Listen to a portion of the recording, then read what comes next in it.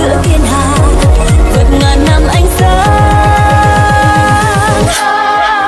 Tìm ai đó một xa nhé, đã xa nhé, làm em lưu siêu điệu đến. Những cái yêu vẫn thương em, dù hay ghen mà sao em vẫn ok. Vì em phải cô đơn, lại khô hơn, mùa đông lại sẽ tới. I don't know about that ít trời, I don't know about that ít trời, ít trời, ít trời. Hay là không chẳng thấy. What you gonna do with all that junk inside your trunk? I'ma get you drunk, get you love drunk off my hump, my hump, my hump, my hump, my hump, my hump, my hump, my hump, my hump. Tiền cắt xe là tóc của chị mấy tháng nay nha. Tạm biệt bạn. Thật nhá? Thật. Ui, chị ôm về nhá. Ok, thì đây là tiền cắt xe của chị mà. Thật không? Thật.